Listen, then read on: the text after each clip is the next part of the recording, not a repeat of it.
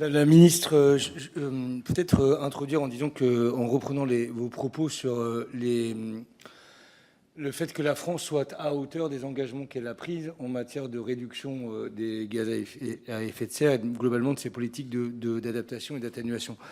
Je crois que les stratégies que nous avons élaborées sont effectivement assez conséquentes et en cohérence avec les objectifs issus notamment des accords de Paris. Mais il y a une asymétrie entre ces stratégies et les moyens pour les mettre en œuvre.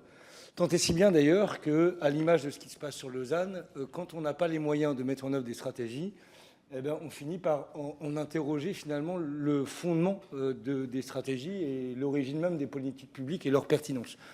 À l'image de ce qu'on observe depuis 2 jours au sein de l'hémicycle, où finalement le ministre, interpellé à de nombreuses reprises sur les intentions gouvernementales s'agissant du ZAN, n'a jamais pris la parole pour répondre et dire l'engagement du gouvernement à conserver cette politique hautement importante du point de vue environnemental, puisqu'il s'agit de toutes les questions relatives à la consommation foncière dans notre pays.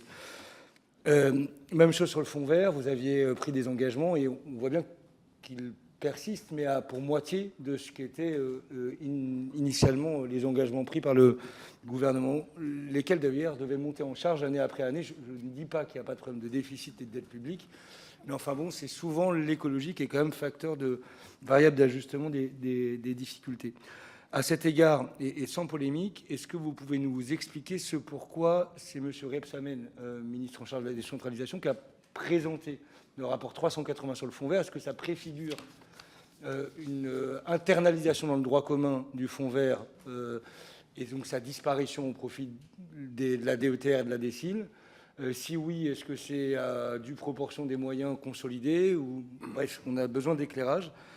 On note avec intérêt que vous nous avez dit ce soir que les agences précitées dans nos interventions respectives à Eva et à moi-même, à Madame Sass et à moi-même, n'étaient pas concernées par les suppressions potentielles en 2026. En tout cas, on entend que c'est votre souhait.